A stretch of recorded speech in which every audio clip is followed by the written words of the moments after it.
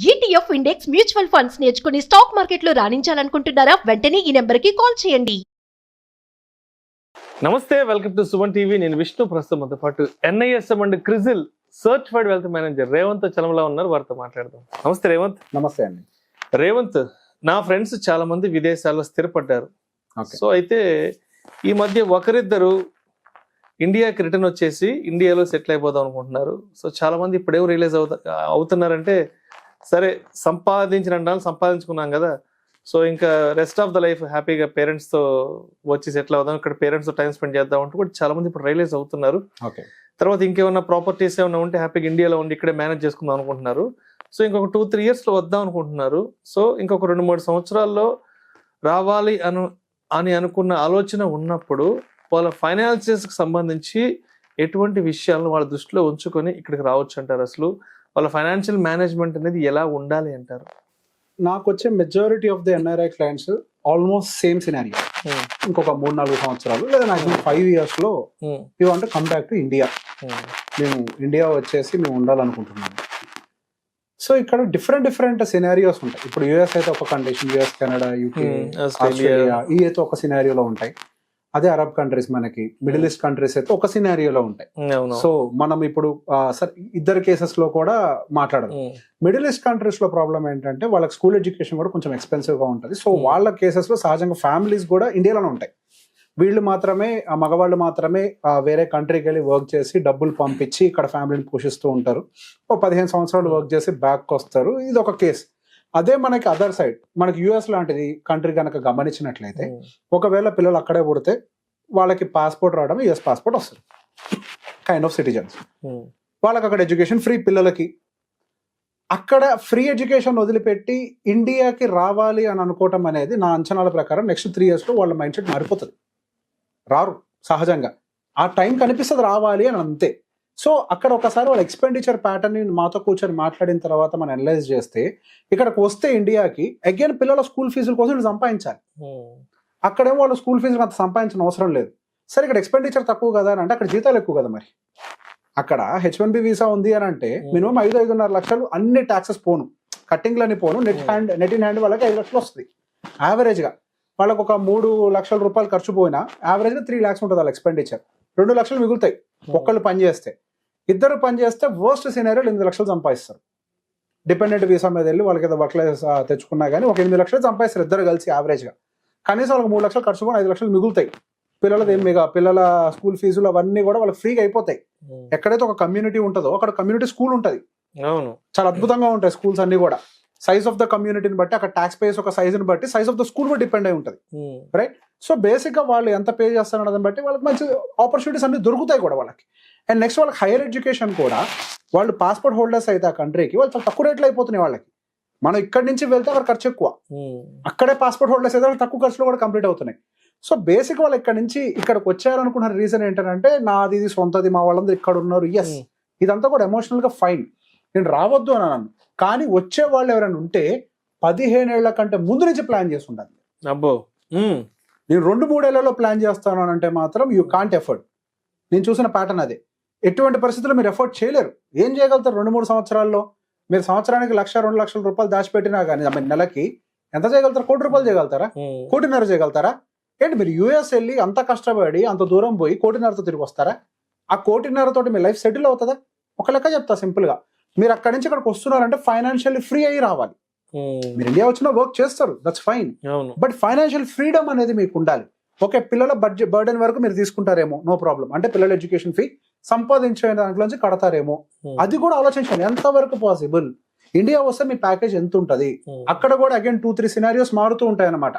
Complete గా job వదిలేసి ఇక్కడికి రావడం, కొంతమందికి ఏంటంటే మంచి ఆపర్చునిటీ ఉంటుంది హైబ్రిడ్ గా వర్క్ చేయడం, దిల్ గెట్ అక్కడి నుంచి కూడా శాలరీ వస్తూ ఉంటుంది. వాళ్ళ కేసెస్ కాదు. మెజారిటీ ఆఫ్ ద కేసెస్ ఎలా ఉంటాయంటే మొత్తం వదిలేసి రావాలి ఇక్కడ ఇండియాకి. సో ఇక్కడికి వచ్చిన తర్వాత మీరు అట్లీస్ట్ ఫైనాన్షియల్లీ ఫ్రీ అవ్వాలి. ఇండియాలో మీరు ఆ లైఫ్ స్టైల్ ఇక్కడ ఎఫర్ట్ చేయాలంటే 1.5 లక్షలు అవుతుంది నెలకి. రైట్, 1.5 లక్షలు అవుతుంది అని అంటే కనీసం మీ దగ్గర 3 కోట్ల కార్పస్ ఉండాలి. 3 ఏళ్లలో 3 కోట్ల కార్పస్ ఎట్లా సంపాదిస్తారు? అది సహజంగా అది 3 కోట్ల కార్పస్ ని 3 ఏళ్ళు ఎట్లా ప్లాన్ చేస్తారు? నాట్ ఎట్ ఆల్ పాసిబుల్ అది. అండ్ దాంతో పాటు మీ పిల్లల హైయర్ ఎడ్యుకేషన్ కూడా మీరు కొంత డబ్బులు కూడబెట్టి ఉండాలి. 3 ఏళ్ళ సాధ్యమా? నో. అందుకే చెప్తాను, మీ ప్లానింగ్ 15 ఏళ్ల ముందు నుంచి చేసి ఉండాలి అని. సో 15 years ముందు నుంచి మీరు చేసి ఉండుంటే 30 సంవత్సరాలు ఉండగా మీరు కనుక ఈ ప్లానింగ్ ని స్టార్ట్ చేసి ఉండుంటే 45కి మీరు ఇండియాకి తిరిగి రావాలని మీరు ప్లాన్ చేసుకొని ఉండుంటే మీరు ఇండియాకి వచ్చే టైంకి మీ మంత్లీ ఎక్స్పెండిచర్ దాదాపు 3 లక్షలకు వెళ్తుంది. ఓకే, ఏది 1,00,000తో మనం ఎస్టిమేట్ చేస్తే, అదే సరే ఇప్పుడు 1,50,000 ఉందిగా, 1,50,000తో ఎస్టిమేట్ చేస్తే దాదాపు 4,75,000 వెళ్తుంది మీది మంత్లీ ఎక్స్పెండిచర్. దాన్ని ఎఫోర్డ్ చేయడానికి మీ దగ్గర 12 కోట్ల కార్పస్ ఉండాలి.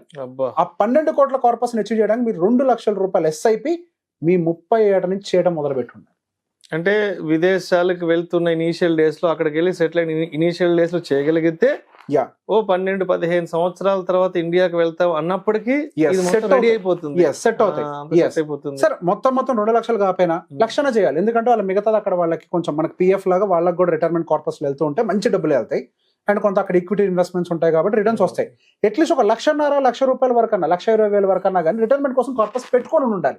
అదొకటైనా మరి పిల్లల ఎడ్యుకేషన్ కోసం కూడా ఒక 50 లక్షల రూపాయలు ప్రిపేర్ అవ్వాలి కదా కనీసం ఇప్పుడు మార్కెట్ రేట్ ప్రకారం. సరే వాళ్ళ ఎడ్యుకేషన్కి వచ్చేసరికి అది 2.5 కోట్లకి వెళ్తుందేమో. మరి వాళ్ళ కోసం ఒక 44,000 45,000 రూపాయల వరకు ఎస్ఐపి చేయాలి. మరి యూఎస్ లో సెటిల్ అయ్యి వచ్చిన వాళ్ళు కనీసం 50 లక్షల రూపాయలు పెట్టి పెళ్లి చేయరా? ఇక్కడ ఉన్న వాళ్ళే చేస్తున్నారు 50 లక్షల రూపాయలు అంటారు. నేనంత గ్రాండ్ గా చేయను, అంత లేదు, వాళ్ళ మీదకి కూర్చున్నారు అంటే. ఇప్పుడు మన జనరేషన్ లో చూస్తున్నాం, మన జనరేషన్ లోనే డిమాండ్ చేస్తున్నారు పిల్లలు. ఆ జనరేషన్ పిల్లలు కూడా డిమాండ్ చేస్తే నేను చెయ్యను, నాకు అంత స్తోమత లేదు అనలేం కదా. ఎమోషన్స్ వచ్చేస్తాయి. ఐ కాంట్ ఐ అఫోర్డ్ అని అనుకుంటాం. Let it be. పెళ్లి చేస్తారా, సెటిల్మెంట్ కి ఇస్తారా, but we have to plan. అది ప్లాన్ చేసుకొని పెట్టుకుంటే దానికోసం సుమారుగా మీకు ఆ టైంకి 2 కోట్లు 2.5 కోట్లకి వెళ్తుంది అగైన్ మీ పిల్లల పెళ్లి టైంకి ఒక్క పిల్లడికి. అండ్ దానికోసం ఒక 33,000 రూపాయలు ఎస్ఐపి చేయాలా? ఇండియా వచ్చే టైంకి మరి ఇల్లు కొంటారా? ఇల్లు కావాలి, బట్ దీనికి కొంత తెలివిగా ఆలోచిస్తారు. ఎప్పటికైనా ఇల్లు కావాల్సింది కదా, ఇండియా వస్తే సెటిల్ అవుతాం కదా అని చెప్పి పోంగనే కొనేస్తారు. ఎంత పెద్ద మిస్టేక్ అని అంటే అసలు మీరు వచ్చి ఆ సిటీలో సెటిల్ అవుతారని గ్యారంటీ ఏంటి? అదే లొకాలిటీలో ఉంటారని గ్యారంటీ ఉందా? మీరు కొన్నప్పుడు పీస్ఫుల్గా ఉంటుంది, తర్వాత అది కోర్ సిటీ అవుతుంది, దాని చుట్టూ ట్రాఫిక్ వస్తుంది, పొల్యూషన్ వస్తుంది. మీరు ఎందుకు ఉంటారు అక్కడ? గ్యారంటీ ఏంటి? గ్యారంటీ లేని దాంట్లో ఎందుకు ఇన్వెస్ట్మెంట్ చేస్తున్నారు? అసలు తప్పు కదా. సో ఇన్వెస్ట్మెంట్ పెట్టాలి ఇంటి కోసం, కానీ ఇల్లు కొనొద్దు. ఇంటి కోసం సపరేట్ గా ఒక ఎంతో కొంత 80,000 90,000 1,00,000 రూపాయలు మీ స్తోమత తగ్గట్టుగా ఆ 15 ఏళ్ల పాటు మీరు సేవ్ చేసుకొని మీరు ఇండియా వచ్చాక, ఎవరికి తెలుసు ఇండియా వచ్చిందంత మాత్రం మీరు హైదరాబాద్ లో ఏమి ఉండరు. మీ జాబ్ లొకేషన్ బెంగళూరు పడొచ్చు, పూనా పడొచ్చు, ఢిల్లీ పడొచ్చు, రైట్? ఏమొద్దు, బెంగళూరు పడుతుంది, మంచి లొకేషన్, ఎక్కడ దొరికింది, మంచి స్కూల్ కాలేజ్ అంత సెట్ అయిన పిల్లలకి వీళ్ళు కొనుక్కుంటారు అక్కడ. అప్పుడు కొనుక్కోవాలి కదా. మీరు ఇప్పుడు కనుక కొని సరే అమ్మేసి మళ్ళీ కొంటామనంటే మీరు అమ్మిన రేటుకి మీరు ఎఫోర్డ్ చేయలేరు. సింపుల్ ఎగ్జాంపుల్ చెప్తా. 15 సంవత్సరాల క్రితం 15 లక్షలు పెట్టి కొన్న ఫ్లాట్ ఇప్పుడు అమ్మితే మహా అయితే 30-35 లక్షలు వస్తుంది. 35 లక్షలు డబుల్ బెడ్రూమ్ ఫ్లాట్ ఇప్పుడు వస్తుందా? సమస్య లేదు, రాదు కదా. కనీసం పాత పురాతన బిల్డింగ్ కూడా రాదు కదా. కదా, మరి అమ్మేసి మళ్ళీ ఎట్లా కొంటారు 15 ఏళ్లకి? సో మీరు దానికి ఎంత స్పీడ్ తో గ్రో అయితే అంత ఈక్వలెంట్ స్పీడ్ తో గ్రో అయ్యే అసెట్ లో ఇన్వెస్ట్ చేయాలి. ఇన్వెస్ట్ చేసి అప్పుడు కొనుక్కోవాలి. ఇవి ప్రధానం 15 ఏళ్ళు. అండ్ దీంతో పాటుగా మోస్ట్ కామన్ గా నెగ్లెక్ట్ చేసేది హెల్త్ ఇన్సూరెన్స్ తీసుకోవాలి. యుఎస్ లో ఉంది మాకంటారు, ఏం చేసుకుంటాం ఇండియా వస్తే? ఇండియా వచ్చే టైంకి డబ్బులతో పాటు బీపీ షుగర్లు కూడా తెచ్చుకుంటావేమో. అప్పుడు నీకు ఇస్తారా? అప్పుడు వాళ్ళతో నో చెప్పించుకుంటారా?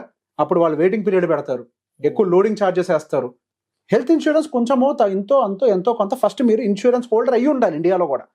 అప్పుడు మీరు ఇండియా వచ్చిన తర్వాత కావాలంటే పెంచుకున్న మీనింగ్ ఉంటుంది. ఫస్ట్ అయితే ఇన్సూరెన్స్ హోల్డర్ అయ్యి ఉండండి మీరు. ఇన్సూరెన్స్ హోల్డర్ అయితే మీరు వచ్చిన తర్వాత ఇట్ విల్ కంటిన్యూ. లేకపోతే అప్పుడు ఫ్రెష్ గా కావాలంటే చాలా ట్రబుల్ అవుతుంది మీకు. అన్ని ప్యాకేజీలతో వస్తారు మీరు, హెల్త్ ప్యాకేజ్ తో సహా. So plan it early. Term insurance US లో ఎంత ఉందంటారు? $1 million. ఓకే, అది యుఎస్ లో ఉన్నంత వరకే. ఇండియా వస్తే 45 ఏళ్ళకి మీ జీవితం అయిపోలేదు కదా. You will still work. India వచ్చినా ఇండియాలో కూడా ప్లాన్ చేయండి హెల్త్ ఇన్సూరెన్స్, టర్మ్ ఇన్సూరెన్స్ ని. అంత అవసరం లేదు $1 million. అట్లీస్ట్ 1.5 2 కోట్లకు ప్లాన్ చేసుకోండి. It's a very small amount for you. 2 కలిపి ఎంత అవుతాయి అని అంటే మహా అయితే 30 సంవత్సరాల వయసులకి ఎంత అవుతాయండి? గట్టి తిప్పి కొడితే 50,000 సంవత్సరానికి. అక్కడ ఎక్స్పెన్సివ్. ఇంకా $1 million కి మీరు టర్మ్ ఇన్సూరెన్స్ తీసుకోవటం ఇక్కడ చాలా చీప్. 25,000 కట్టినా అయిపోతుంది. ఎన్ఆర్ఐ కేటగిరీకి ఇచ్చేస్తారు మంచిగా, హ్యాపీగా తీసుకోండి. ఇవన్నీ ప్లాన్ చేసుకోండి రండి. ముందే ఇల్లులు కొనేస్తా, ముందే పొలాలు కొనేస్తా, నో, ఏమి మీకు పని చేయవు. ఇల్లు మీరు కొన్నది మీకు వర్కౌట్ కాదు. మీరు అంత కష్టపడి యూఎస్ నుంచి వచ్చి పాతింట్లో ఉంటారా? Not at all possible. Plan it, channelise it. డబ్బులు దేనికోసం పెడుతున్నా ఛానలైజ్ చేసుకొని ఆ టైం వచ్చినప్పుడు తీసి దానికి పెట్టండి. ముందే కొనాల్సిన అవసరం లేదు. Plan it accordingly. 15 ఏళ్ల ముందు నుంచే ప్లాన్ చేయండి. లేదా మీ దగ్గర కొంత కార్పస్ ఉంటే ఇట్స్ ఫైన్, లేకపోతే మాత్రం it is next to impossible. ఇబ్బంది పడతారు. అంత కష్టపడి, నా ప్రాబ్లం ఏంటంటే ఎంత దూరం పోయారు కుటుంబాన్ని వదిలేసి పని చేసుకోవడానికి, మళ్ళీ వచ్చి అయ్యే కష్టాలా? అవసరం లేదు కదా. అయ్యే మధ్యతరగతి కష్టాలు మనకి ఎందుకు? మనకి సంపాదించుకుంటామే ఉద్యోగం చేసి, ఆ సంపాదించేది ఎక్స్ట్రా అవ్వాలి కానీ బతకటం కోసం మళ్ళీ పని చేయొద్దు. అంత దూరం పోయొచ్చు కూడా. Thank you so much Revanth. Thank you అండి.